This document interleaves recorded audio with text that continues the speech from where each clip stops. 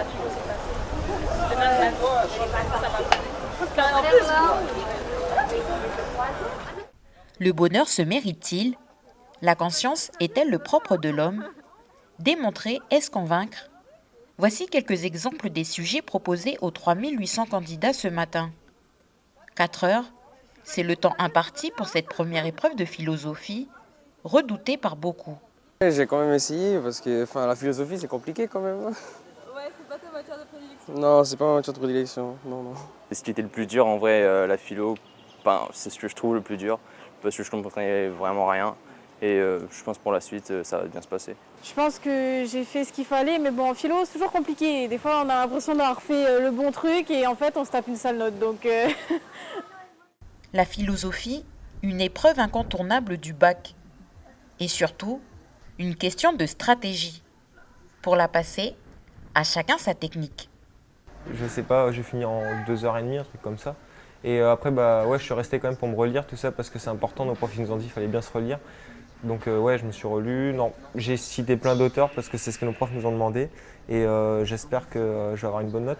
je vise plutôt sur la philo. Comme ça va tout le long de l'année, ça a été. Donc je pense que la philo, ça a été. Donc vaut mieux compter aussi sur des petits coefficients pour éviter d'aller en rattrapage après. Moi, la philo, le but, c'était surtout de limiter les dégâts, pas avoir une bonne note ou quoi que ce soit. C'était juste essayer d'avoir 10 et limiter les dégâts et plus miser sur les matières scientifiques où il y a les plus gros coefficients. Les épreuves écrites vont se succéder toute la semaine. Demain, les candidats plancheront sur les mathématiques le matin, puis les langues dans l'après-midi.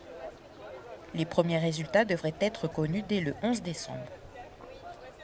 Ce soir, 2 de ces femmes ont accepté de témoigner à visage couvert. Je fais un travail de femme de ménage, j'essaie d'avoir beaucoup d'heures pour pouvoir m'aboutir à un appartement, pour pouvoir reprendre mes enfants. Et les démarches, ça a été long, ça fait 2 ans et demi que je m'accroche parce que j'ai fait deux Noël sans eux, des anniversaires sans eux. Mon objectif, en fait l'objectif de tout le monde ici, la plupart, je crois, c'est d'avoir chacun chez soi et être chez nous et de se sentir chez nous, d'être libre.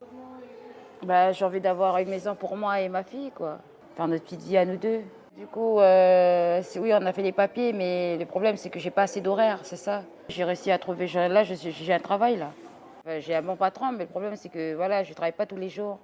Non, parce que comme j'ai pas de diplôme aussi, puis le seul métier que je peux faire, d'un point de vue, c'est femme de ménage, quoi. La réinsertion peut être longue pour ces femmes qui doivent d'abord se reconstruire et parfois loin de chez elles. Les femmes de Thio, de Bourail ou de La Foix qui arrivent ici à Nouméa, pour elles, c'est rajouter un traumatisme sur un traumatisme déjà vécu.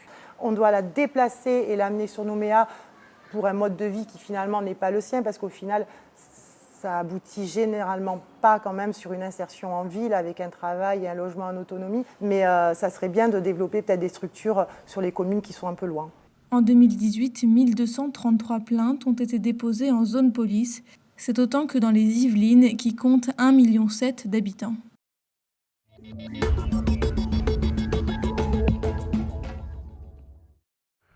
Je vais vous montrer donc la plante qui est ici chez moi. Donc ça, la pervenche de Madagascar par exemple. Donc ça, les chercheurs, les scientifiques l'utilisent pour soigner le cancer. Donc ça, c'est la pervenche de Madagascar.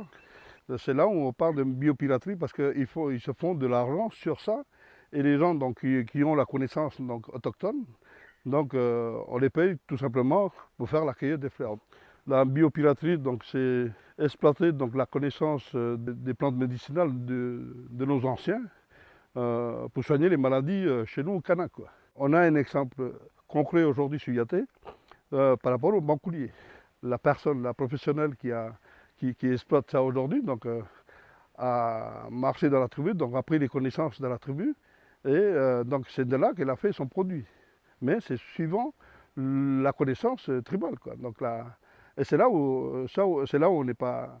Ça nous choque parce que, elle, au lieu d'être honnête, c'est là où on parle d'honnêteté, parce que la personne qui a le savoir, elle qui développe ce produit-là, à la limite, doit avoir une reconnaissance vers la personne à qui il a donné le produit, puisque à travers ça, elle gagne quand même sa vie là-dessus. Donc la personne qui a donné la connaissance, aujourd'hui, elle reste bredouille. Donc elle n'a rien, elle est là dans ses habitudes de tous les jours. Et de l'autre côté, la personne qui a profité de la connaissance s'enrichit plein les poches. L'affaire du Sénat coutumier, par exemple, qui est apparue donc, dans les nouvelles l'année dernière, c'est l'affaire Dior. L'affaire Dior qui, lui, a utilisé donc, 6 brevets à travers les plantes qui ont été récoltées, les connaissances qui ont été récoltées par les chercheurs. Donc le chercheur en question donc, a eu les connaissances traditionnelles, enfin avec les gens dans les tribus. Donc, et lui, chercheur, donc, qui travaille pour le service public, n'a pas le droit par rapport à l'éthique scientifique. L'éthique scientifique, donc, qui normalement, donc, un chercheur n'a pas le droit de se faire des indemnités sur les recherches, puisque lui, il travaille sur le droit public. Et il faut savoir que le nom du chercheur donc, apparaît dans le brevet, c'est là où on dénonce la biopiraterie, parce que ce chercheur-là va gagner de l'argent sur la connaissance qu'il a eue avec les gens dans les tribus. Le partagé doit s'adapter au territoire et les grandes disparités entre les communes impliquent des enjeux différents qu'il faudra concilier. Ce sujet a été abordé dans les régions pilotes comme Marais ou Yengen. On a bien compris que les communes de Nouvelle-Calédonie sont composées d'espaces qui sont différents. On a sur Yengen, la problématique du foncier est importante. Il y a beaucoup d'eau, mais les cycles saisonniers empêchent d'avoir une régularité, notamment à l'alimentation de l'eau. Donc on a privilégié cet aspect particulier où on a beaucoup d'eau, mais pour lequel on n'a pas toujours la régularité. La politique partagée de l'eau doit déboucher sur des avancées en matière de loi, mais aussi promouvoir des actions concrètes sur le territoire. Le texte réglementaire n'est pas une fin en soi, c'est un outil. À côté de ça, il va bien falloir aussi investir dans la prise de conscience, investir dans des actions concrètes, par exemple de restauration, de protection de nos réservoirs naturels d'eau qui sont en train de brûler aujourd'hui ou de se faire brouter par les espèces envahissantes. La dégradation de l'environnement ou encore les habitudes de consommation sont autant d'obstacles que les acteurs du secteur devront surmonter pour une meilleure gestion de l'eau en Nouvelle-Calédonie.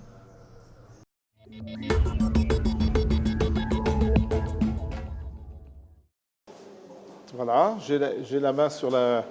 Et je fais l'examen à Vendôme, dans le Loir-et-Cher. 17 000 km. Et je tiens à vous signaler qu'une telle distance, c'est la première fois aussi qu'on le réalise. Mets-toi en épigastrique, un peu plus haut. Voilà. Réaliser une échographie à 17 000 km, c'est le pari réussi pour les organisateurs de cette démonstration. Le principe est simple. À l'aide d'une sonde, le médecin échographe pilote à distance un robot doté d'une sonde échographique. La machine reproduit minutieusement les gestes de l'expert.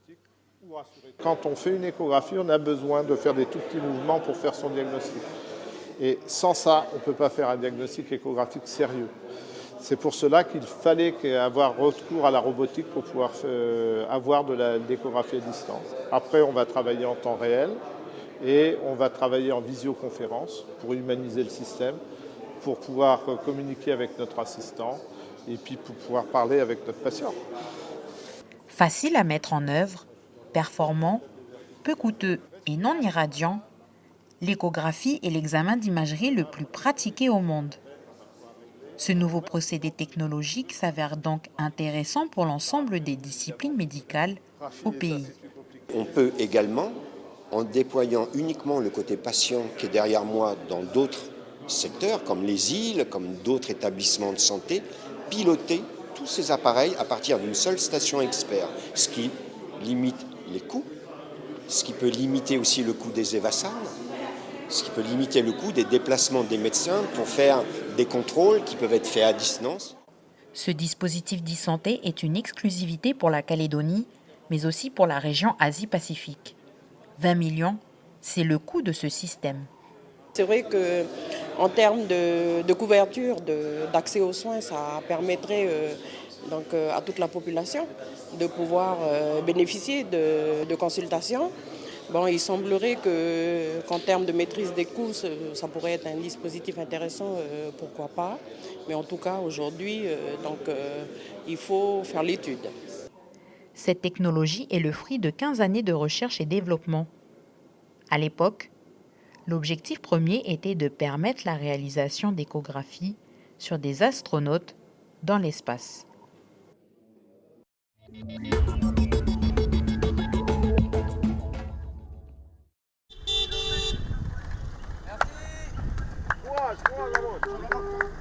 Les kilomètres s'enchaînent depuis 5 heures ce matin. Partis de Yingen, ils longent doucement la côte est vers le sud. Ils sont 21 pompiers à participer à cette traversée. Des relais se font tous les 5 kilomètres. Donc là, ça devient plus dur parce que la chaleur du sol là, à l'heure du midi, là, c'est pas la même que ce matin quand on a démarré. Mais sinon, voilà, ça dure un peu moins d'une demi-heure, c'est supportable, quoi. On sait que les copains vont prendre le relais après nous et puis on aura le temps de se reposer avant de repartir, quoi. Allez, relais.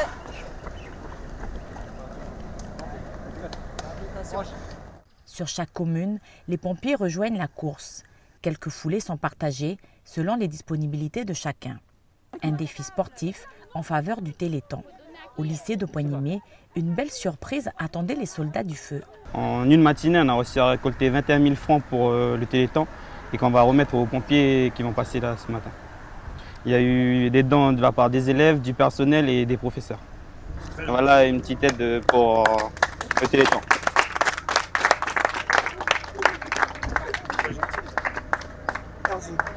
Le Téléthon, une mobilisation pour vaincre la maladie. Le geste des lycéens a particulièrement touché Mauro à l'initiative de la course. Ouais, elle me tient à cœur. C'est-à-dire que moi aussi j'ai une enfant handicapée et on sait très bien qu'aujourd'hui on peut donner la main pour pouvoir soigner et guérir toutes ces maladies qui arrivent les unes derrière les autres. Une course qui se poursuivra cette nuit avec la traversée du col des Roussettes. Au total, 412 km à parcourir jusqu'à Nouméa.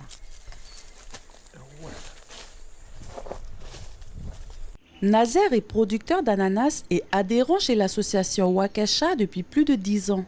Il est accompagné de Gabrielle, animatrice chez Waukesha. Elle passe 2 fois par semaine dans sa plantation, récupérer la récolte pour livrer à la cantine provinciale de Kanala. Je te propose que ces ananas vont partir dans la salade de fruits et qu'on fait un petit dessert pour eux ce soir pour la soirée festive des internes. Pour Dominique, qui intervient pour la 2e fois ici à la cantine provinciale de Kanala, cette formation permet d'apporter des nouvelles approches sur l'utilisation des produits locaux en restauration scolaire, mais pas seulement. Surtout que ce genre de formation fait progresser la marge de produits locaux dans le plateau repas des enfants. Pour que les enfants ils ont plus de produits locaux. Donc après, économiquement aussi, c'est intéressant parce que ça fait bouger un petit peu l'économie. Là, on est à Kanala, au niveau de Kanala, et surtout faire vivre les associations comme Waukesha et tout ça. Adam a l'habitude de travailler avec les producteurs de la région. Pour lui, cette formation est enrichissante.